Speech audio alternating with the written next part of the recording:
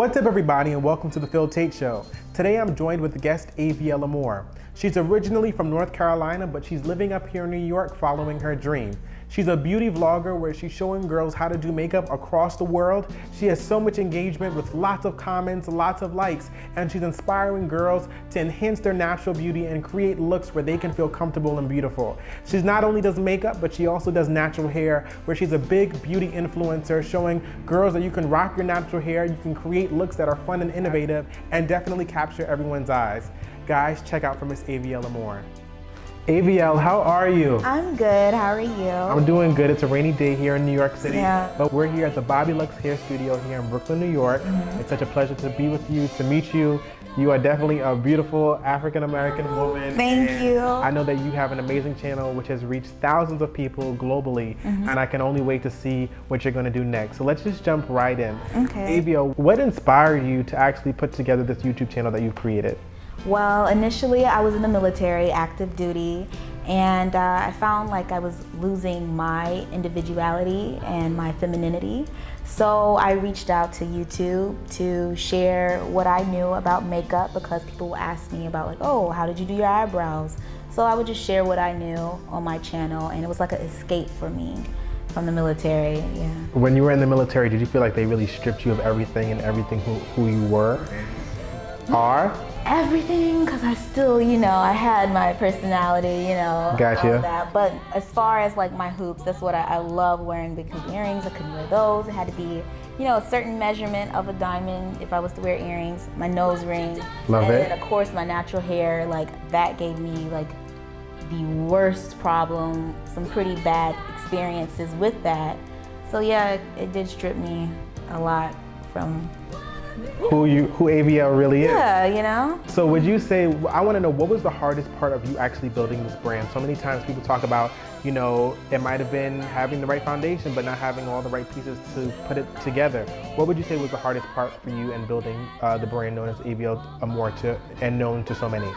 Accepting that I'm Avielle and I'm not someone else, like the bigger names that you would see, like, oh, I need to be exactly like them, I need to look like them, and I need to put out the same content as them. But I'm not that person, and I don't know how they think, I only know how I think. And if I do that to the best of my ability and just show who I am, people will relate to that and they will see that as genuine. So accepting me for sure is what I learned through my YouTube channel, and just capitalizing on that. Were you ever discouraged when it first got started to be like, oh my gosh, like I'm nowhere near these people, but I know I want to get there, but... Yes, everyone is discouraged. When you start at zero, when I got my first 100 subscribers, I remember I was so ecstatic. I can imagine. I was like, yeah! So now I got my first 1,000 in November. I remember the month. Another YouTuber helped me out with that. But yeah, it gets discouraging, because it's about numbers. At the end of the day, you can still produce what you want. And be happy. And be happy, but if no one sees it, you're like, oh dang, what did I do wrong? Right. So it gets discouraging at times. What was the intention and goal that you wanted your viewers to walk away with every time they watched one of your videos? To feel my intent, that it was genuine, and that I don't produce videos if I don't feel like it. If my intent from setting up my lighting isn't there, I'm not going to do the video, because I'm going to be frustrated from the beginning. And then I also wanted the viewers to take away someone that looks different, someone that has short natural hair. I love it. Dark skin, and embracing that, and not working with what I have like it's a disadvantage, but seeing more of it, representation for the other girl that's not really shown on media. Would you say that goal and incentive has remained consistent throughout this entire process? Exactly, because I'm walking in it. I can't change my skin, I can't change my hair. I'm walking in it every day, and then I love when people come up to me like in the street, like, oh, I wear my natural hair because of you, or this, or I wear a dark lipstick, or this or that, it's because I saw you do it, and I saw they were inspired. And they do, and I'm like, yeah, girl, That's awesome, and I think that you just touched on an amazing point where you said, you're embracing who you are, you're embracing being an African-American woman. Yeah. You know what they say, the darker the berry, the sweeter the juice. So, and one thing that I realized when I did my research was that there are not a lot of dark vloggers in your stratosphere in terms of beauty and lifestyle and hair.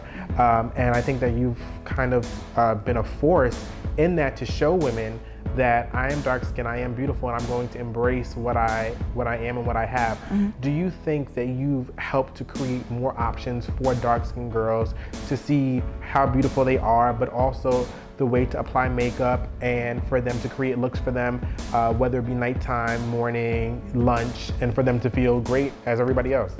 I don't feel like I created the option. I feel like I exposed the options that were already there. Like when I first started wearing makeup, I didn't feel like I could contour. Contouring is when you wear a shade 2 to 3 shades darker than your skin tone.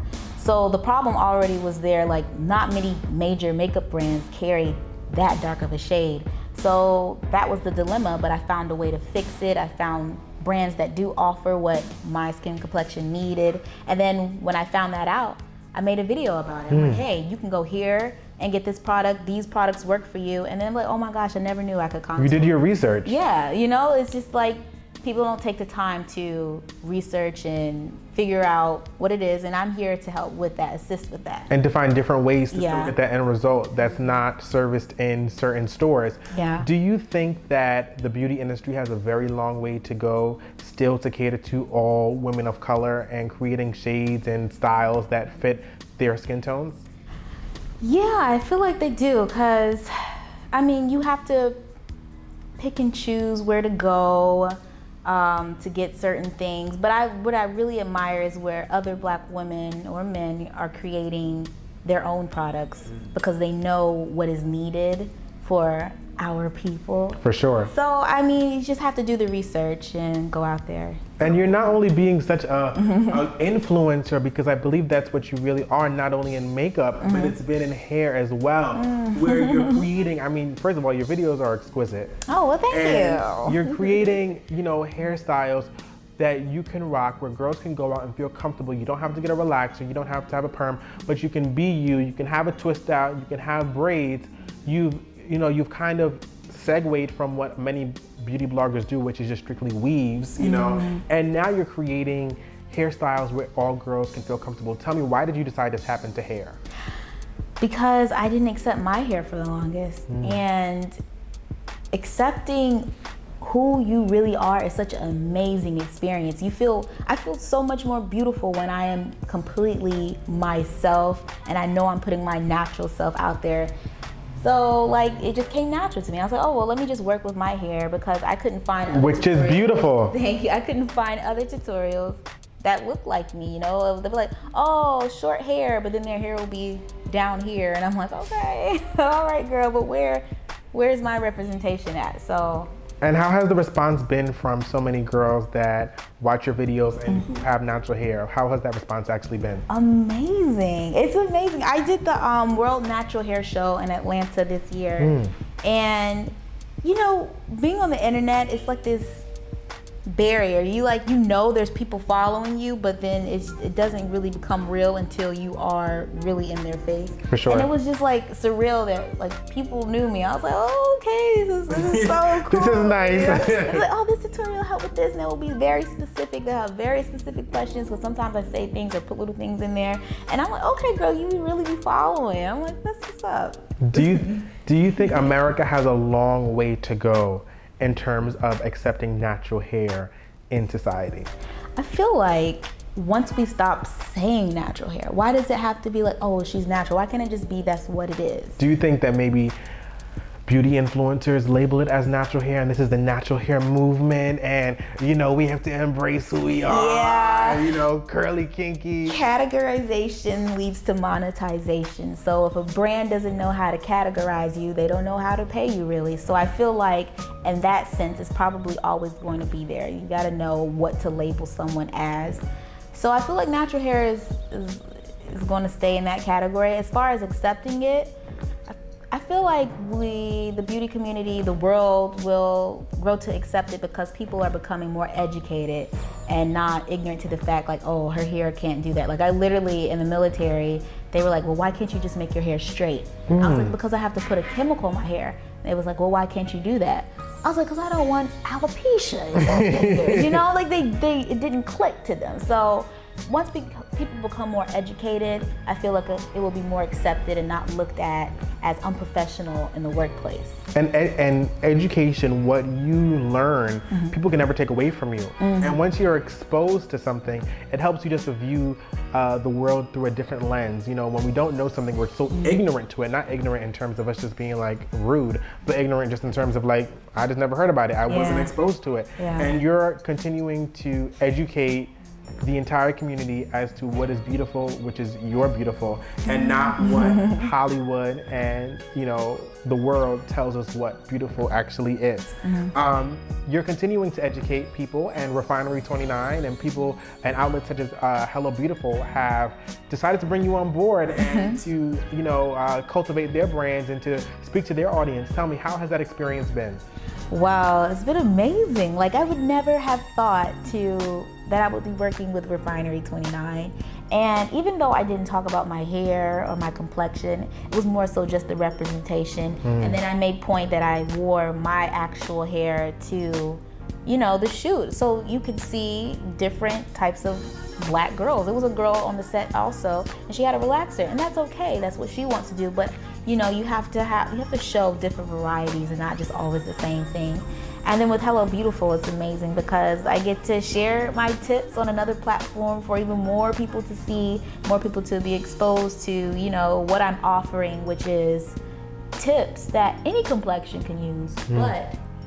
But when you see me and you're the girl that looks deeply melanated like I am, you know, you'll be inspired to try out a red lip. Yeah. Well, Avielle, I just want to thank you for your amazing story. I want to thank you for coming down here to the Phil Taitt Show. It was an amazing time talking with you. You're an inspiration. I know that you're definitely going to continue to touch so many more people as collaborating. You keep on doing what you're doing, and we'll keep on rooting for you, and we'll see you on your next YouTube video. Thank you. That sounds good. Thank you for having me. Well, that's all for the Phil Taitt Show. I want to thank Avielle Amor for sharing her incredible story. She definitely had a lot to give. We're so happy that she's an African-American girl, showing so many that no matter what complexion you are, that you're just as beautiful. That's all for the Phil Taitt Show, and I'll see you all soon. Bye-bye.